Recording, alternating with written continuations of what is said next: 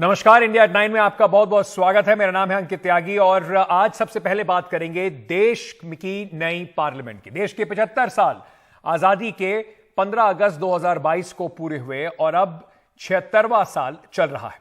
15 अगस्त को जब आजादी की अगली वर्षगांठ मनाई जाएगी तो देश की सबसे बड़ी पंचायत यानी कि देश की संसद एक नई इमारत में बैठेगी। यह नया संसद भवन तैयार हो चुका है और आज प्रधानमंत्री नरेंद्र मोदी ने इसका उद्घाटन किया। हालांकि नई संसद के उद्घाटन के दौरान 20 विपक्षी दल, बल्कि कहे तो 21 विपक्षी दलों ने कार्यक्रम का बहिष्कार किया, लेकिन बहिष्कार करने वाले दल भी अब इस नई संसद में ही बैठेंगे। इसी नई संसद में देश के भविष्य पर चर्चा होगी, देश के लिए नए कानून बनाए जाएंगे। नई संसद 2.5 साल से कम समय में बनकर तैयार हुई। 10 दिसंबर 2020 को प्रधानमंत्री नरेंद्र मोदी ने संसद का शिलान्यास किया था और आज 28 मई 2023 को उन्होंने ही संसद का उद्घाटन भी कर दिया। इस दौरान सर्वधर्म प्रार्थना की गई।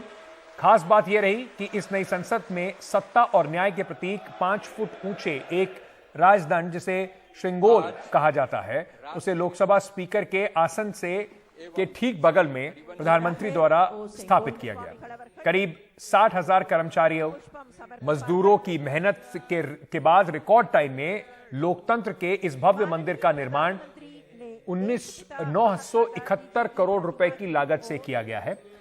नई संसद के तमाम पहलुओं और उससे लेकर चल रही बहस पर माफ कीजिएगा, आगे बात करेंगे, लेकिन पहले आपको बताते हैं कि उद्घाटन पर हमारे सहयोगी राजीव रंजन वहां मौजूद थे। उनकी रिपोर्ट देखिए और फिर इस पर चर्चा आगे करेंगे।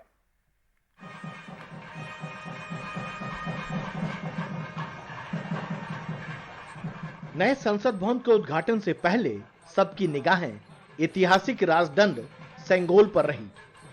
सत्ता और न्याय का प्रतीक विधि विधान के साथ लाए गए सेंगोल को प्रधानमंत्री ने ऐसे साष्टांग नमन किया। फिर वैदिक मंत्रोच्चार के साथ हवन और पूजा हुई और साथ ही सर्वधर्म प्रार्थना सभा भी।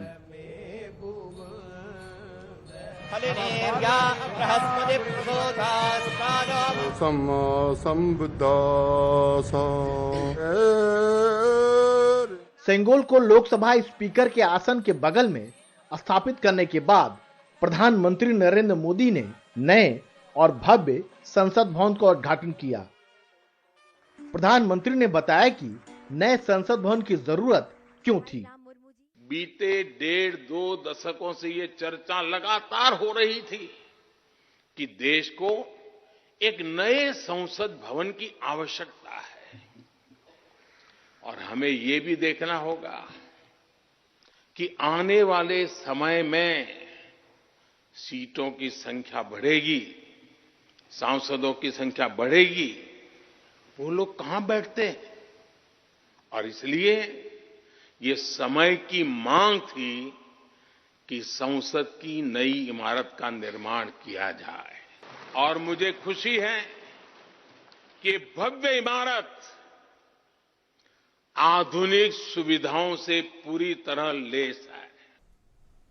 अमृत काल में नए संसद भवन के इस समारोह में प्रधानमंत्री मोदी के साथ लोकसभा अध्यक्ष ओम बिरला, राज्यसभा के उपसभापति हरिवंश समेत लोकसभा और राज्यसभा के ज्यादातर सांसद मौजूद रहे।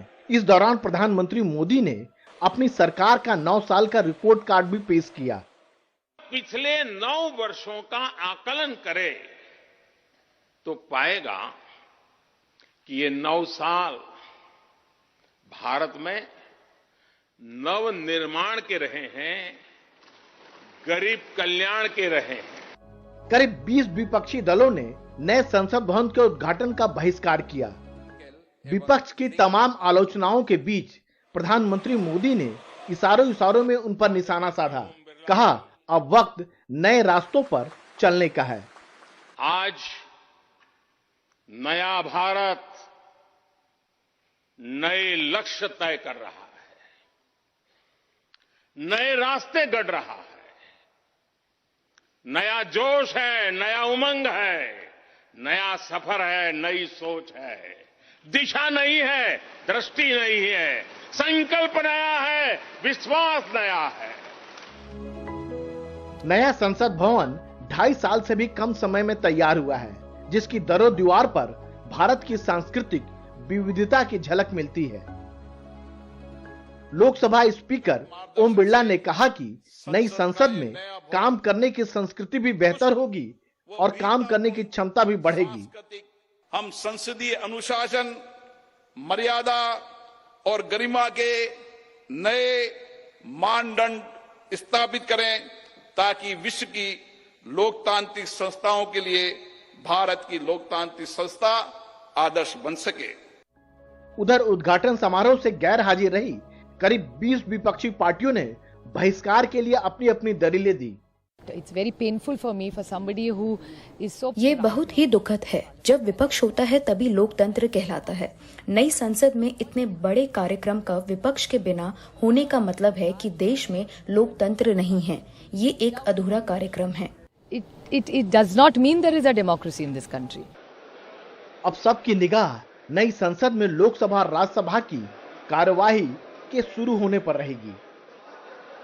उम्मीद है मानसून सत्र में जब पक्ष विपक्ष के सांसद देश की सबसे बड़ी पंचायत में बैठेंगे तो लोकतंत्र में एक स्वस्थ संवाद की परंपरा कायम होगी।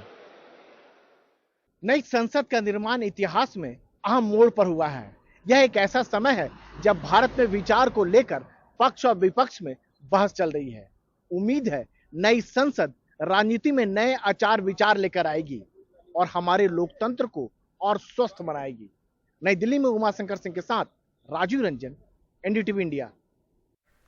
उम्मीद यही है कि नई संसद में कम से कम पुरानी संसदीय प्रणाली जिस तरह की देखी गई है, जिसमें नए विचार को लेकर, भारत के विचार को लेकर, किसका भारत का विचार कितना प्रबल है, उसको लेकर बिल्कुल ऐसी लकीर खिंच गई है कि मानो पक्ष विपक्ष नहीं, दो दुश्मन आपस में वाद विवाद कर रहे हो। आगे बढ़ते हैं और बात करते हैं रायसीना हिल पर बन रही इस जो संसद जो है वो सरकार के एक लंबे प्रोजेक्ट का एक दूसरा हिस्सा है। इससे पहले विजय चौक से लेकर इंडिया गेट तक कर्तव्य पथ का निर्माण पूरा हो चुका है, जिसे पहले ऐतिहासिक राजपथ के नाम से जाना जाता था। नई संसद के निर्माण के बाद सरकार का ध्यान अब उपराष्ट्रपति निवास, नए प्रधानमंत्री कार्यालय, प्रधानमंत्री निवास, नए केंद्रीय सचिवालय और सांसदों के लिए जो मेंबर्स, जो सांसदों के चेंबर्स हैं, उनके निर्माण पर केंद्रित रहेगा। केंद्रीय आवास और शहरी विकास मंत्रालय के तहत सीपीडब्ल्यूडी के नेतृत्व में इन परियोजनाओं को अंजाम दिया जा रहा है। नई संसद का काम का ठेका टाटा प्रोजेक्ट्स को दिया गया था, जिसे कम समय में उसने तय समय से पहले पूरा कर दिया है। सवाल ये अब उठ रहे हैं कि नई संसद के निर्माण की जरूरत क्यों थी, तो इस पर भी कई सारी वजह बताई गई। पुरानी संसद में सांसदों के बैठने की जगह बहुत सीमित थी। 2026 में लोकसभा की सीटें संभावित परिसीमन के बाद जो देश के अंदर लोकसभा की सीटें हैं वो 545 से काफी ज्यादा हो जाएंगी। तब ज्यादा सांसदों के बैठने के लिए और नए कक्षों की, चेंबर्स की आवश्यकता पड़ेगी। नई संसद में लोकसभा के 888 सदस्य और राज्यसभा के 300 सदस्यों के बैठने की जगह है। संसद के संयुक्त सत्र में लोकसभा में करीब 1272 सीटें रखी गई हैं।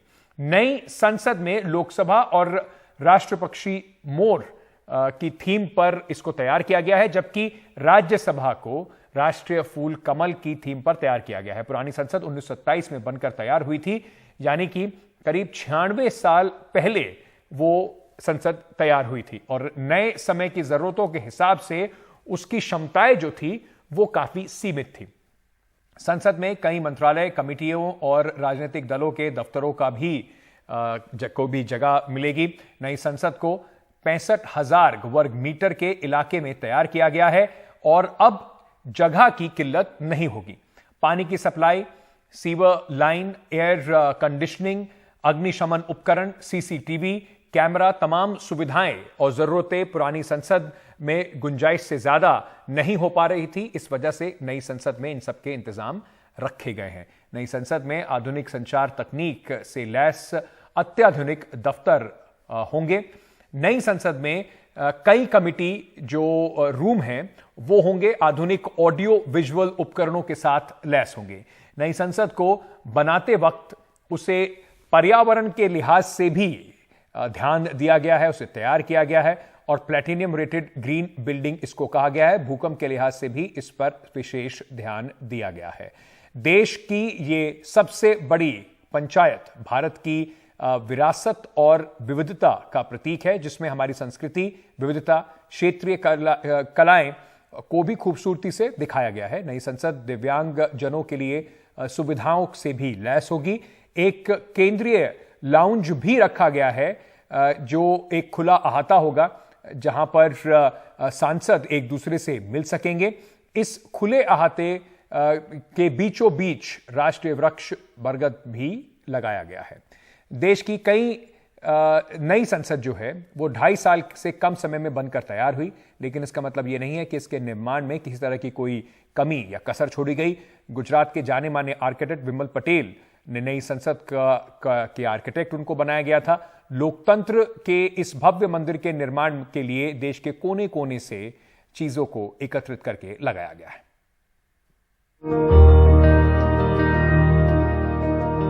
नई संसद में झलकता एक भारत श्रेष्ठ भारत। नए संसद भवन में भारत की सांस्कृतिक विविधता को समेटने की कोशिश की गई है। वास्तुशिल्प का ये नमूना देश भर का आईना है। अलग अलग राज्यों के आए सामान से ये इमारत खड़ी हुई है। सरकार की कोशिश थी कि ये एक भारत श्रेष्ठ भारत का मूर्त रूप हो। राजस्थान से लाल बलुआ पत्थर, त्रिपुरा के अगरतला से बांस, मिर्जापुर से कालीन, राजस्थान से पत्थरों की जाली, औरंगाबाद और जयपुर से अशोक प्रतीक चिन्ह, मध्य प्रदेश के इंदौर से अशोक चक्र, राजस्थान के जैसलमेर से लाखा लाल पत्थर, अंबाजी से संगमरमर, उदयपुर से पत्थरों की नक्काशी, हरियाणा से फ्लाई ऐश की ईंट, मुंबई से फर्नीचर,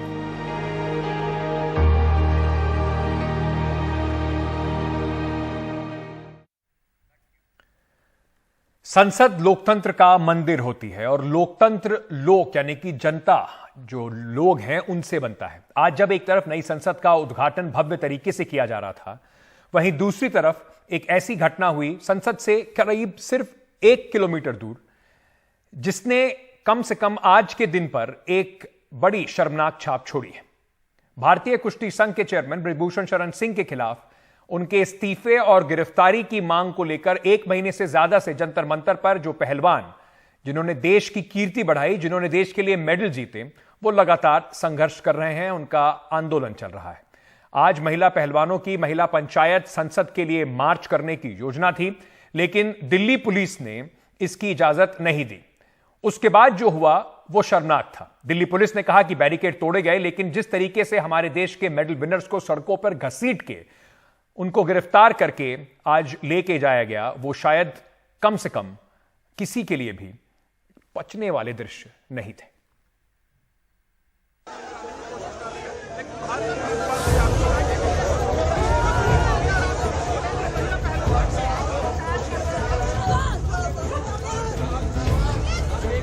जंतर मंतर पर धरने पर बैठे इन पहलवानों ने ठीक उसी वक्त नए संसद भवन की तरफ मार्च शुरू किया जब प्रधानमंत्री उसका उद्घाटन कर रहे थे, लेकिन पुलिस ने उन्हें रोकने के पूरे इंतजाम किए थे। विरोध प्रदर्शन कर रहे पहलवान और उनके समर्थकों ने पुलिस बैरिकेड पर चढ़ने की कोशिश की, लेकिन पुलिस ने कई लोगों को हिरासत में ले लिया। इनमें बजरंग पुनिया, साक्षी मलिक और विनेश फोगाट शामिल थे। पुलिस से भी मैं रिक्वेस्ट करना चाहूंगी, जो भी हमारे किसान नेता हैं, महिला संगठन जो हमारे सम्मान में यहाँ आ रहे थे, सबको डिटेन कर लिया गया है, जेल में डाल दिया गया है। तो एक तरफ तो नए संसद का उद्घाटन हो रहा है और दूसरी तरफ लोकतंत्र की हत्या की जा रही है, तो ये बिल्कुल ही असहनीय है। तो बस बार बार हम यही अपील करते हैं कि हमारे लोगों को गिरफ्तार ना करो, छोड़ दिया जाए उन्हें।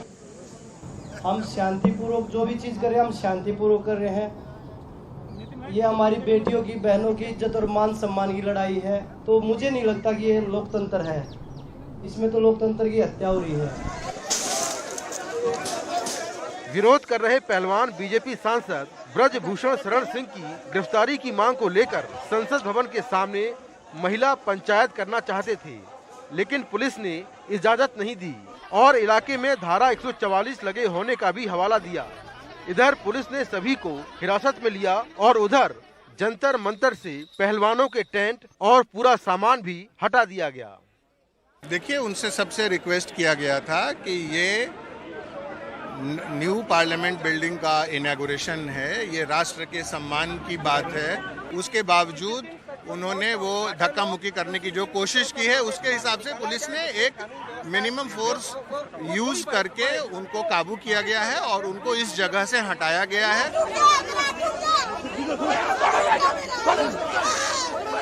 पुलिस की कार्रवाई पर विपक्षी नेताओं ने सख्त ऐतराज जताया। कांग्रेस नेता राहुल गांधी ने ट्वीट किया और कहा कि राज्याभिषेक पूरा हुआ, अहंकारी राजा सड़कों पर कुचल रहा जनता की आवाज। पश्चिम बंगाल की मुख्यमंत्री ममता बनर्जी ने ट्वीट कर कहा, हमारे चैंपियन पहलवानों के साथ इस तरह का व्यवहार शर्मनाक है। लोकतंत्र सहिष्णुता में बसता है, लेकिन निरंकुश ताकतें असहिष्णुता पर जीती हैं और असहमति को कुचलती हैं। मैं मांग करती हूं कि पुलिस उन्हें तुरंत रिहा करे। मैं पहलवानों के साथ खड़ी हूं। दिल्ली के मुख्यमंत्री अरविंद केजरीवाल ने ट्वीट कर कहा, देश का मान बढ़ाने वाले हमारे खिलाड़ियों के साथ ऐसा बर्ताव बेहद गलत और निंदनीय है। आज इस देश में वाकई में इतिहास रचा गया है। हाथापाई करी गई उनके साथ, और ये क्या कर रही थी लड़कियां? 1 महीने से ऊपर इस देश की सबसे होनहार, सबसे वीर बेटियां जंतर मंतर पर बैठकर आपसे न्याय की गुहार कर रही हैं।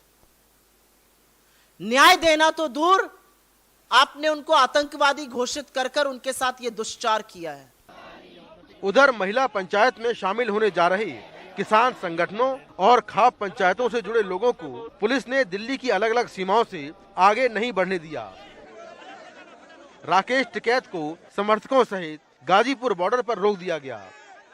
नई दिल्ली से कैमरामैन मोहम्मद मुरसलीन के साथ मुकेश सिंह सेंगर, एनडीटीवी इंडिया। चलिए, तो इन सभी विषयों पे बात करने के लिए इस वक्त हमारे साथ सुबोध कुमार साहब जुड़ रहे हैं, प्रवक्ता हैं आरजेडी के। हमारे साथ अपराजिता सारंगी जी जुड़ रही हैं, मेंबर ऑफ पार्लियामेंट हैं और बीजेपी की नेशनल स्पोक्स पर्सन है। आप दोनों का बहुत बहुत स्वागत। सुबोध जी, मैं सबसे पहले आपसे ही ये सवाल पूछना चाहूंगा। आज एक ट्वीट आपकी पार्टी की ओर से किया गया, संसद को ताबूत के साथ दिखाया गया। आपके विचार अलग हो सकते हैं, आपके सरकार से 50 मतभेद हो सकते हैं, पार्लियामेंट की बिल्डिंग किसको बुलाया जाए ना बुलाया जाए उस पर आपके मतभेद हो सकते हैं, लेकिन देश के लोकतंत्र को इस तरीके से उपहास करना, क्या ये ठीक है? देखिए अंकित, सबसे बड़ी बात यह है कि जो आप ट्वीट का जो जिक्र कर रहे हैं, आप इसका लिटरल मीनिंग निकाल रहे हैं, लेकिन वास्तव में बात यह है कि जिस तरीके से डेमोक्रेटिक वैल्यूज़ को, पॉलिटिकल कल्चर को, एथिक्स को और जो है प्रजातांत्रिक व्यवस्था को जिस तरीके से पिछले 9 सालों में विखंडित करने की कोशिश की गई है और पूरा प्रजातंत्र जो है प्रजातांत्रिकरण की व्यवस्था में एक रुकावट की तरह नरेंद्र मोदी जी की सरकार आज दिख रही है। संविधान के निर्माताओं ने जिन मूल्यों को अंकित किया था, यूनिटी इन डाइवर्सिटी, प्रजातंत्र और सामाजिक क्रांति, जब तक इन तीनों में तारतम्य नहीं होगा तब हम आज़ादी, समानता और भाईचारा को अपना जो है हमें जनता जी, आपकी सारी बातें मान्य हैं, सारे आर्गुमेंट मान्य हैं, लेकिन उसको लिटरल सेंस में क्यों ना देखा जाए? मतलब क्या ट्विटर लाइक्स के लिए पार्टी कुछ भी इस तरह का पैरेलल ड्रॉ करेगी? जिस संसद को आज आप ताबूत के साथ बनाकर दिखा रहे हैं, कल क्या उसमें आपके सांसद बैठने से मना कर देंगे? नहीं आएंगे आप लोग संसद में पार्टिसिपेट करने के लिए? देखिए, सबसे बड़ी बात अंकित ये है कि पार्लियामेंट एक जो है कंस्ट्रक्शन के रूप में आप इसको आप ले रहे हैं। पार्लियामेंट वैल्यूज़ जो हैं, जिस तरीके से माननीय प्रधानमंत्री जी ने जिस तरीके से पिछले 9 सालों में जो पार्लियामेंट वैल्यूज़ हैं, पार्लियामेंट का काम क्या है? कानून बनाना। कानून तो तब बनेगा ना जब डिस्कशन और डिबेट होगा। सर, मैं फिर वही बात कह रहा हूं, ये आपके आर्गुमेंट बिल्कुल जायज हो सकते हैं, लेकिन उसके बाद भी एक नई पार्लियामेंट का, जिसके बिल्डिंग को आप जो कह रहे हैं कि पार्लियामेंट्री वैल्यूज, वो दो अलग अलग बातें हैं, लेकिन ये नई पार्लियामेंट को ताबूत से मिलाना, क्या ये कहां तक जायज है? अपराजिता जी, सुबोध जी अपनी बात रख रहे थे, वो कह रहे थे कि आप बिल्डिंग को ईंटे, पत्थर और गारे की बात कर रहे हैं, हम ये कह रहे हैं कि पार्लियामेंट्री जो प्रोसीजर है, जो पार्लियामेंट्री प्रोसेस है, उसी का गला घोट दिया है, तो किस बात को सेलिब्रेट करें? प्रधानमंत्री नरेंद्र मोदी जी की हर एक सकारात्मक क्रिया के बाद सारे ऑपोजिशन गुट की तरफ से नकारात्मक प्रतिक्रिया होती है। To every action of Prime Minister Modi, there is an equal and opposite negative reaction from these people. तो मुझे लगता है आश्चर्य की बात नहीं है। याद करें, कल भी नीति आयोग की गवर्निंग काउंसिल की मीटिंग थी और 20 विपक्षी दल में से करीबन 8 विपक्षी दल के मुख्यमंत्री वहां उपस्थित नहीं थे।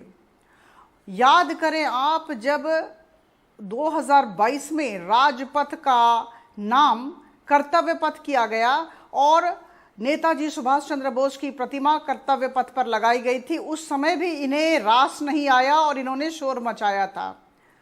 तो जब भी कोई अच्छा काम होता है, जब भी देश की एक बड़ी उपलब्धि होती है, इस सरकार की एक बड़ी उपलब्धि होती है, इन्हें रास नहीं आता है, इन्हें अच्छा नहीं लगता है।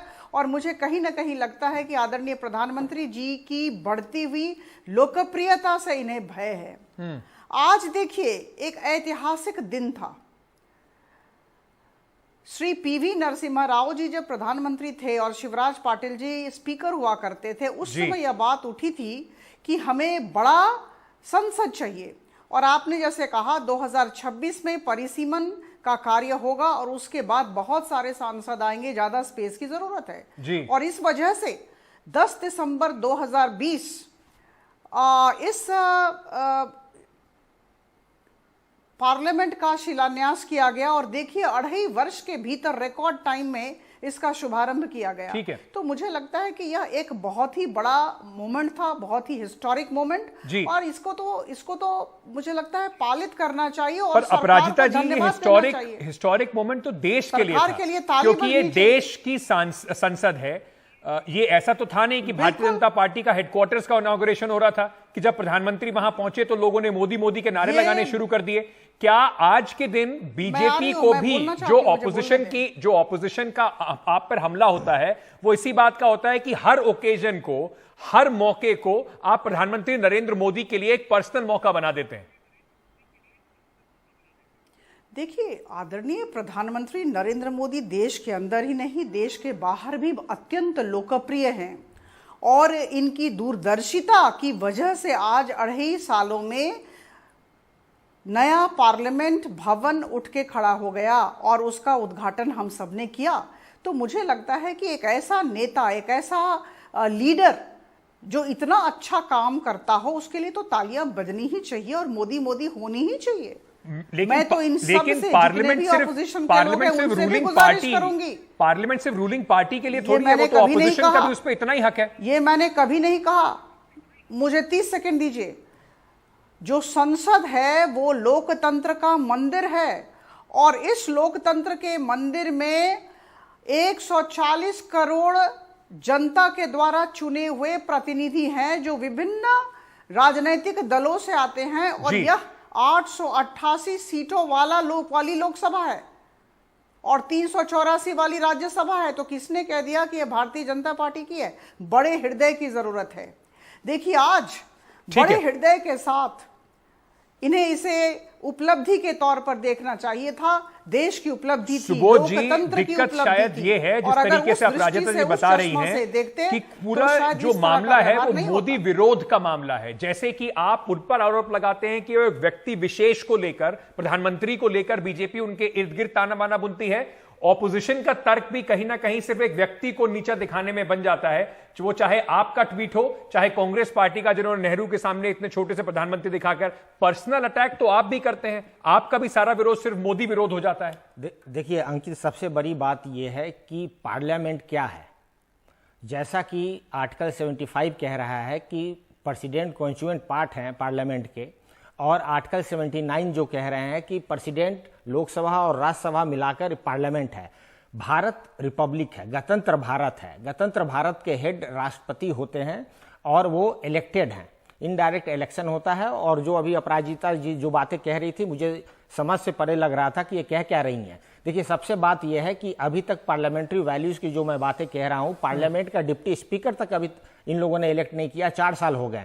जिन मूल्यों को संविधान के निर्माताओं ने अंकित किया था, लगातार उसको विखंडन और उसको जो है समाज में मतभेद फर्क है। लेकिन सर, यही कानून के जानकार भी और कॉन्स्टिट्यूशन के जानकार भी कह रहे हैं, पार्लियामेंट बिल्डिंग को लेकर और पार्लियामेंट्री स्ट्रक्चर को लेकर दोनों को अलग अलग तरीके से देखा जाए। बिल्डिंग कहीं ना कहीं एग्जीक्यूटिव के अंदर जरूर आती है। अपराजिता जी, अंत में मैं आपसे एक सवाल जरूर लेना चाहूंगा। जो आज घटना पार्लियामेंट से 1 किलोमीटर दूर हुई, उसके ऊपर लोकतंत्र के मंदिर से 1 किलोमीटर दूर उन रेसलर्स का जिन्होंने भारत का गौरव बढ़ाया, मान बढ़ाया, इस तरीके से पुलिस का उनके ऊपर टूट पड़ना, आपको लगता नहीं कि आज के दिन शायद शर्मनाक है?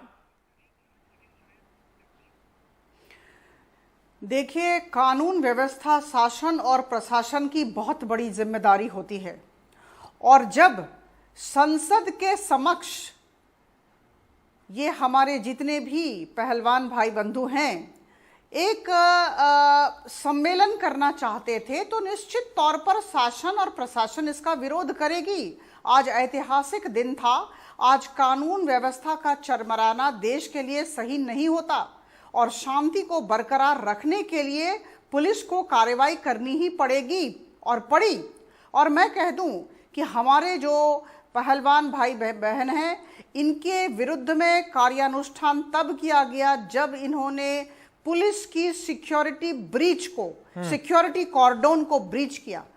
जब पुलिस की सिक्योरिटी कॉर्डोन को ब्रीच किया जाता है तो उस वक्त पुलिस तो निश्चित तौर पर कार्रवाई करेगी। तो मुझे लगता है बिल्कुल सही बात है, पुलिस अपनी तरफ से कार्रवाई जरूर करेगी। 1 महीने से वो रेसलर्स बैठे हुए हैं, तो शायद सरकार भी अपनी तरफ से कुछ पहल कार्रवाई करके उनकी बात को सुन सकती थी, कम से कम इतनी हद तक पहुंचा सकती थी कि आज के दिन को देखने की नौबत ना आती। क्योंकि हम इसको कैसे भी देखें, कम से कम वो जो तस्वीरें थी वो आज शर्मसार करने वाली जरूर थी, वो भी इतने ऐतिहासिक दिन पर। मैं आप दोनों को यहीं पर धन्यवाद करना चाहूंगा। बहुत बहुत शुक्रिया हमारे साथ जुड़ने के लिए, अपनी बात रखने के लिए। कुल मिलाकर बात एक बिल्डिंग की नहीं है। पार्लियामेंट को बार बार लोकतंत्र का मंदिर जरूर कहा जा रहा है। उस मंदिर में उम्मीद यही होगी कि पुराने जिस तरीके से हमने गतिरोध देखे, जिसमें 2 विपक्षी पार्टियां नहीं, दुश्मनों की तरह दोनों विपक्ष और विपक्ष आपस में लड़ते दिखे, वो कम होगा। प्रधानमंत्री ज्यादा सवालों के जवाब देंगे, विपक्ष कम विघ्न डालेगा, और हमारे और आपके लिए जो जरूरी मुद्दे हैं उस पर व्यापक चर्चा हो सकेगी। इसी उम्मीद से इस नई पार्लियामेंट की ओर कम से कम हम जरूर देखेंगे। बहुत बहुत शुक्रिया। छोटा सा एक ब्रेक ले रहे हैं, वापस आ रहे हैं, खबरों का सिलसिला जारी है।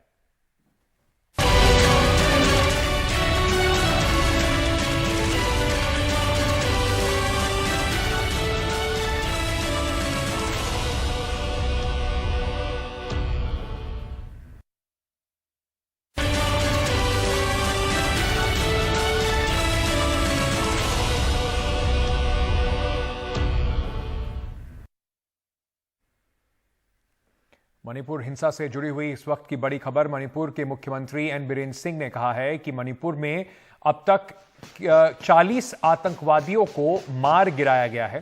मणिपुर के मुख्यमंत्री का कहना है कि आतंकी गांव वालों के घर जलाने के लिए आए थे। मणिपुर के अलग अलग इलाकों में इन 40 आतंकियों को, तथाकथित आतंकियों को मार गिराया गया है, ऐसा मुख्यमंत्री ने आज जानकारी में बताया। मणिपुर के मुख्यमंत्री के मुताबिक जो आतंकी थे वो M16 और AK-47 जैसी राइफलों से लैस थे और आम लोगों को निशाना बना रहे थे।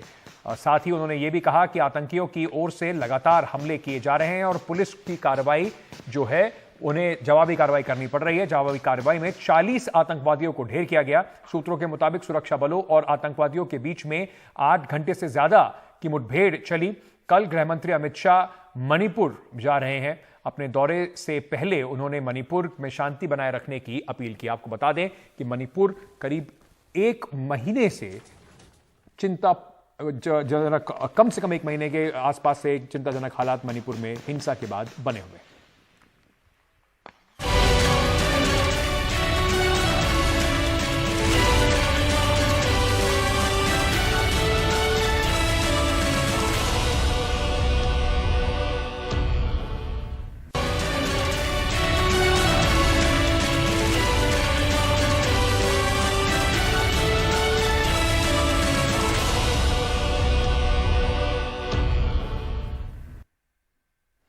सूत्रों के हवाले से इस वक्त एक बड़ी खबर आपको बता देते हैं कि 12 जून को पटना में विपक्षी दलों की एक बड़ी बैठक होने की आशंका है, आसार हैं। बैठक में समान विचार रखने वाली करीब 18 विपक्षी पार्टियां से ज्यादा शामिल होने की ऐसी उम्मीद जताई जा रही है। यह बैठक 2024 के लोकसभा चुनाव के लिए रणनीति पर चर्चा करने के लिए होगी। आपको बता दें, बिहार के मुख्यमंत्री नीतीश कुमार लगातार विपक्षी दलों के नेताओं से बातचीत कर रहे हैं, उनसे मिल रहे हैं, उन्हें एक करने में जुटे हैं। हाल ही में उन्होंने राहुल गांधी, मल्लिकार्जुन खड़गे समेत विपक्षी दलों के कई मुख्यमंत्री और बड़े नेताओं से मुलाकात की है।